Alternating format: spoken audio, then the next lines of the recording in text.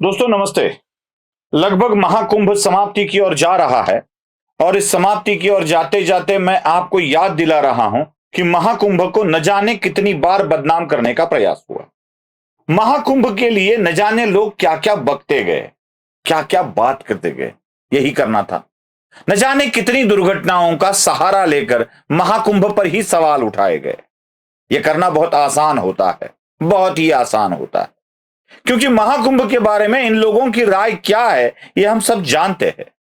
ये सारे लिबरांडू समाजवादी जो अपने आप को निधर्मी समझते हैं, ये निधर्मी किस तरह से महाकुंभ के बारे में बात करते हैं। मैं आपको एक एक की बात सुनाता हूं। अखिलेश जो मुलायम सिंह के बेटे और समाजवादी पार्टी के नेता है, यह भरी संसद में कुंभ के बारे में क्या कहते हैं। चमत्कारी करिश्मा तो ये हुआ है, श्रद्धालुओं के शव मिल गए थे, पर सरकार स्नान करने वाले मरने वालों की बात स्वीकार नहीं कर रही थी। जब ये जानकारी हो गई कि कुछ लोगों की जान चली गई, लाशें हैं जो मोर्चरी में पड़ी हैं, अस्पताल में पड़ी हैं, उसके बाद सोचिए सरकार क्या कर रही है कि जहां लाशें पड़ी रही हों, न जाने कितनी चप्पलें पड़ी थीं, न जाने कितनी चप्पलें पड़ी थीं, न जाने कितने कपड़े पड़े थे, महिलाओं की साड़ियां थी, कपड़े थे, लेकिन उनको कैसे उठाया गया? उन सबको उठाया गया जेसीबी मशीन से, ट्रैक्टर की ट्रॉली से। उनसे उठा करके कहां फेंका कोई नहीं जानता, लेकिन जब उनको लगा कि वहां से बदबू आ रही है, तो यही सरकार के लोग छिपाने लगे हैं। यही आपका महाकुंभ का आयोजन था। अब लालू प्रसाद यादव जो अब न जाने कितने बचे हैं उनके दिन, मैं ये नहीं कहूंगा, क्योंकि जिनके दिन गिने जाते हैं वो बहुत लंबा जीते हैं, बहुत लंबा जिए लालू भी। उनकी कुंभ के बारे में क्या राय है? कुंभ में सर जिस तरह से भीड़ बढ़ रही है, अरे सब कुंभ का क्या कोई मतलब है? फालतू है कुंभ। अमिताभ बच्चन की बीवी जया बच्चन भी कुंभ के बारे में क्या राय रखती? बोल रहे हैं 8 कितने करोड़ बोल रहे हैं, इतने करोड़ लोग वहाँ आएंगे कैसे? कि कुंभ में क्या हुआ है वो तो बताइए। क्या जांच चल रही है दुनिया में? कुंभ में जो अभी चल रहा है उसमें जांच की जरूरत है? जो दलदल में लोग फंस गए हैं उनको बाहर निकाल रहे हैं। अरे बाबा, पोस्टमार्टम का सवाल नहीं है, डेड बॉडीज को उठा के पानी में डाल दिया है। सबसे ज्यादा कंटामिनेटेड वाटर इस वक्त कहाँ है? कुंभ में है। उसके लिए कोई सफाई नहीं दे रहे। बॉडीज जो पानी में डाल दी गई हैं, उससे पानी कंटामिनेट हुआ है। यही पानी जो है लोगों तक पहुंच रहा है वहाँ। इस देश में इस वक्त बहुत बड़ी समस्या है, और वो है जो कुंभ मेला में हुआ है। इन सभी रायों को अगर देखा जाए तो समझ में आने लगता है कि इनके बारे में, इनके मन में कुंभ के बारे में बहुत नफरत है, नफरत। और इन्हीं को मानने वाले लोग एक ऐसा षड्यंत्र रच रहे हैं जो कुंभ को बदनाम करे। दरअसल इनको कुंभ को बदनाम करने में एक फायदा होगा। एक, कुंभ में व्यवस्था नहीं है, कुंभ में बहुत ही बुरे हाल है, यह दिखाकर उत्तर प्रदेश की सरकार व्यवस्था नहीं कर पाई, यह दिखा सकेंगे। दूसरा, कुछ लोग वीडियो दिखा रहे हैं कि गंगा में गंदा पानी आ रहा है, जूते दिखाई दे रहे हैं, खाक जूते दिखाई दे रहे हैं गंगा में।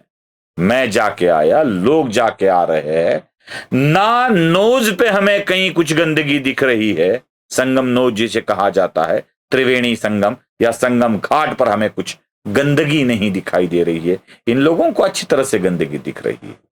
ये गंदगी दिखाकर संगम को, प्रयागराज को बदनाम करने की कोशिश करते हैं। जब ये झूठी अफवाहें फैलाना इनसे नहीं हुआ तो फिर नई चीजें शुरू हो गई। दरअसल बात ऐसी है कि मैं आपको कुछ लोगों की तस्वीरें दिखाता हूं। ये कौन कौन गया? प्रधानमंत्री गए, राष्ट्रपति गई, महाराष्ट्र के मुख्यमंत्री गए, फिल्मी हीरो हीरोइन जा रहे हैं, अंबानी जा रहे हैं, हर कोई जा रहा है कुंभ में आस्था की डुबकी लगाने।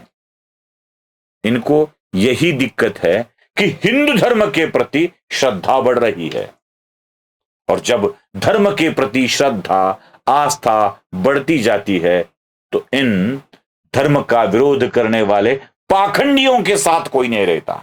इनकी राजनीति खत्म हो जाएगी। अपनी राजनीति खत्म ना हो, हिंदू तो हाथ से छूट चुके हैं, फिर मुसलमान क्रिश्चियन इनको लेकर साथ चले, इसलिए इनकी ये बकचोदी चलती है। माफ कीजिएगा, बड़े भयंकर शब्दों का इस्तेमाल कर रहा हूं, माफ कीजिएगा। बस ये बकते रहते हैं। कुंभ को बदनाम करने के लिए कुछ वीडियो दिखाए गए। कहा गया कि प्रयागराज में ट्रेन को फोड़ा गया। जरा वो वीडियो देख लीजिए।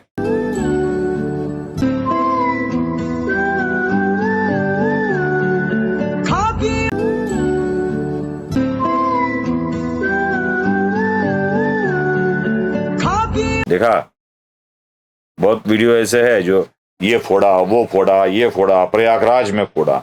नहीं है भाई, बिल्कुल किसी ने नहीं फोड़ा है प्रयागराज में। एक भी ट्रेन नहीं टूटी है प्रयागराज में। मैं खबर दिखाता हूं आपको, खबर देख लीजिएगा।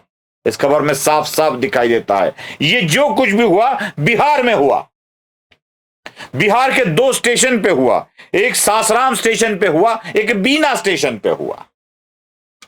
बीना और सासाराम स्टेशन पर प्रयागराज जाने वाली ट्रेन के ऊपर हमला करके उसके कांचों को फोड़ के गड़बड़ी पैदा करने की कोशिश हुई। क्यों? क्योंकि प्रयागराज में हड़कंप मच रहा है, ये पता चले, वहां असुरक्षितता है, ये पता चले। मैं दिल्ली की घटना का समर्थन तो नहीं करूंगा, लेकिन जिन लोगों की जान गई उनकी प्रति मेरी संवेदना भी है। लेकिन दरअसल वहीं पर उसी भीड़ में फंसी एक महिला का क्या कहना है, सुन लीजिए। भगदड़ नहीं मची है वहाँ पे। जब हम लोग प्लेटफॉर्म के लिए सीढ़ी से उतर रहे थे तो धक्कम धुक्की होती है ना, तो धक्का जब उधर से पीछे से आया, बहुत चिल्लाए हम लोग कि रोको रोको, तुम लोग धक्का मत दो। लेकिन फिर भी वो लोग बहुत तेजी से धक्का दे रहे थे और हम लोग उस धक्के मुक्की में नीचे गिर गए। और जितने भी ऊंचाई पे सभी सीढ़ी पे जो लोग थे वो सारे हम लोग के ऊपर गिर गए। और मेरी बेटी, हमारी देवरानी, मेरी छोटी बेटी, हम लोग सभी दबे हुए थे। वो कहती है लोगों ने धकेला, लोग गिरे, दादरे के ऊपर से गिरे, इनके ऊपर गिरे। जानबूझकर किया जाता है, जानबूझकर।